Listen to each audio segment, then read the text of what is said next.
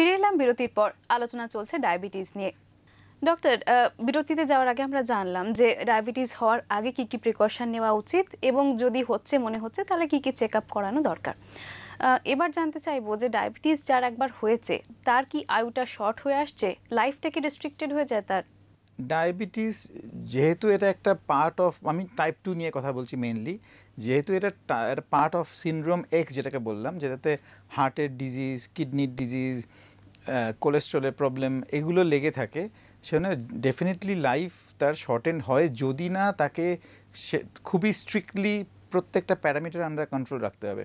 আর regular diabetes check up করাতে হবে, regular doctor দেখাতে হবে, প্রত্যেকটা জিনিসকে আন্ডার কন্ট্রোল রাখতে হবে, তাহলেই তার লাইফ এক্সপেক্টেন্সি অন্য লোকের কাছাকাছি হতে পারে, একটা নর্মাল মানুষের মতো। হ্যাঁ, কিন্তু যদি এটাকে ইগনোর করা হয় যে আমার ডায়াবেটিস ভালো আছে বলে আমি আর চেকই করালাম না, আমি আর ডাক্তারই দেখালাম না, একই ওষুধ খেয়ে যাচ্ছি, এটা কিন্তু ঠিক নয়।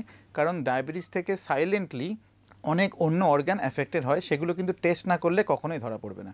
এই যে অন্যান্য অর্গানগুলো এফেক্টেড হওয়ার কথা বললেন, সেগুলো কি কি? এর মধ্যে মেন হচ্ছে কিডনি, চোখ এবং নার্ভ, এবং তার সঙ্গে হার্ট তো আছেই। হার্ট বলতে কার্ডিওভ্যাসকুলার, মানে যার থেকে স্ট্রোক বা হার্ট অ্যাটাক হওয়ার চান্স বেড়ে যায়, আর কিডনি, চোখ আর নার্ভে ড্যামেজ হয়ে যায়।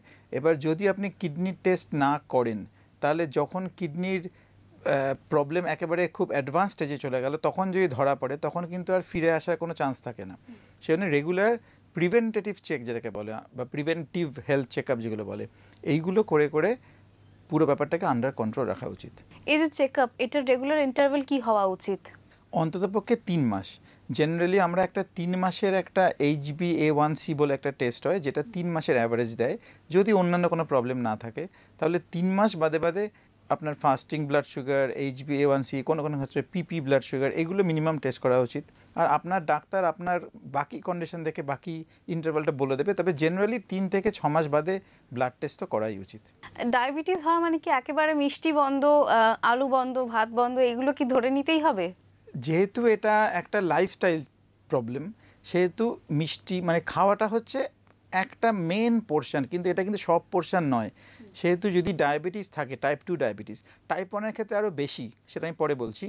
যদি টাইপ 2 ডায়াবেটিস থাকে, এমন নয় যে তার মিষ্টি কমপ্লিটলি ব্যান্ড। অবভিয়াসলি আপনি মিষ্টি খাবেন না যদি আপনার ডায়াবেটিস আউট অফ কন্ট্রোল থাকে, কিন্তু যদি কন্ট্রোলে এসে যায় তাহলে মাঝে মাঝে যে একটা মিষ্টি খেতে পারবেন না তা নয়, কিন্তু যেদিনকে মিষ্টি খাবেন সেদিন আপনার ডাক্তার আপনাকে বুঝিয়ে দেবে যে ডায়েটে আর কি কি চেঞ্জ করতে হবে। যেমন আপনাকে টোটাল কার্বোহাইড্রেটের অ্যামাউন্টটা কিন্তু সেই দিনে ফিক্স রাখতে হবে। সুতরাং যদি মিষ্টি বাই চান্স একটা খাওয়া হয়ে যায়, তাহলে তার পরের মিলে চেষ্টা করবেন কার্বোহাইড্রেটটা একদম কমিয়ে দিতে, চেষ্টা করবেন একটু বেশি এক্সারসাইজ করে ব্যাপারটাকে কাউন্টার করতে। আর টাইপ 1 ডায়াবেটিস, যেটা খুবই নগণ্য পরিমাণ লোকের হয়, তারা ইনসুলিনই নেয়। তাদের জন্য ড্যাফনে বলে একটা প্রোগ্রাম আছে, যাকে বলে dose adjustment for normal eating. তার মানে আপনি যা খুশি তাই খেতে পারেন, খালি ইনসুলিনের ডোজটা আপনাকে অ্যাকর্ডিংলি অ্যাডজাস্ট করতে হবে। এটা কিন্তু টাইপ 1-এর জন্য, টাইপ 2-এর জন্য নয়।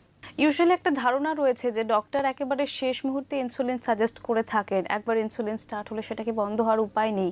এগুলো কি সবকটাই নোশন নাকি সত্যি?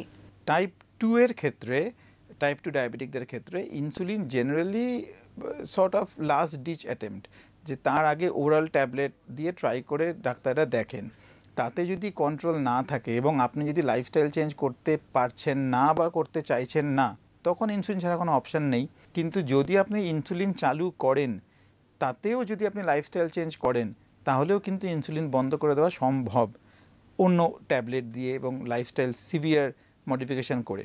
সুতরাং ইনসুলিনটা হচ্ছে টাইপ 2-র ক্ষেত্রে লাস্ট রিসর্ট, কিন্তু এটাকেও রিভার্স করা সম্ভব যদি আপনার মধ্যে সেই উইল পাওয়ার থাকে যে চেঞ্জেসগুলো আপনি আনবেন। এই যে ডায়াবেটিস হলে আপনি বলছেন যে বাকি অঙ্গ প্রত্যঙ্গের বিশেষ খেয়াল রাখা দরকার, সেক্ষেত্রে জানতে চাইবো যে কোথাও কেটে গেলে বা পায়ের তলায় কোথাও কোনো ইনজুরি হলে পরে পায়ের পাতার বা পায়ের তলার বেশি যত্ন নিতে বলা হয়, এটা কেন? কারণ আমি যে বললাম যে ডায়াবেটিস থেকে যে মেন 3টে অর্গান ড্যামেজ হয়, তার মধ্যে নার্ভ একটা। এবার যত লম্বা নার্ভ তার এন্ডে তত বেশি ড্যামেজ হওয়ার চান্স। এবার পায়ের তলায় আমরা সবার আগে ড্যামেজটা দেখতে পাই। সেই জন্য অনেক পেশেন্টই হয়তো আছে তারা বুঝতে পারছেন না, কিন্তু তাদের অ্যাকচুয়ালি পায়ের যে আঙুলগুলো তাতে সেন্সেশন ধীরে ধীরে চলে গেছে। তাদের যদি পা কেটে যায় তারা বুঝতেই পারছেন না। এবং সেই কাটা থেকে একটা সিভিয়ার ইনফেকশন হয়ে গেল, যেটা ডায়াবেটিকদের বেশি হয়, তারপরেই তারা বুঝতে পারছেন। সেই জন্য ইম্পর্ট্যান্ট হচ্ছে রেগুলার নিজের পাটা নজর রাখা। ডায়াবেটিসের জন্য যখন ডাক্তারকে দেখাবেন তখন ডাক্তার নিশ্চয়ই আপনাকে অন্ততপক্ষে বছরে একবার পায়ের সেন্সেশন চেক করে দেখবেন যে ঠিক আছে কি না। এবং আপনার উচিত যে আপনার যে কেয়ার গিভার বা আপনি নিজেও পায়ের তলাটা ভালো করে পরীক্ষা করে দেখা যে ওখানে কোনো ইনফেকশন বা কোনো কাটা ছেঁড়া বা কোনো ঘা আছে কিনা। আচ্ছা, ডায়াবেটিস হলে ডক্টর সবসময় বলেন যে ওয়েটটাকে ম্যানেজ করতে, সেক্ষেত্রে অনেকেই ধরে নেন যে জিম যাওয়া, সুইমিং করা, হাঁটতে যাওয়া এটা একেবারে মাস্ট।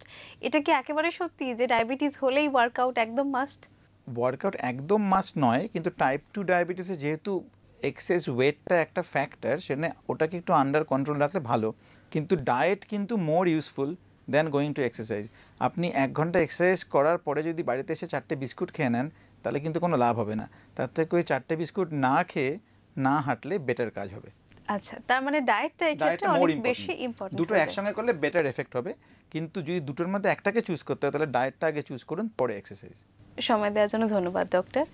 তাহলে জানলাম ডায়াবেটিস হলে পরে কি কি জিনিস মাথায় রাখবো, টাইপ 1 ডায়াবেটিসের ক্ষেত্রে কি কি রাখতে হবে এবং টাইপ 2 এর ক্ষেত্রে কি কি রাখতে হবে। আজকের মতন এই পর্যন্তই। দেখুন এস নিউজ।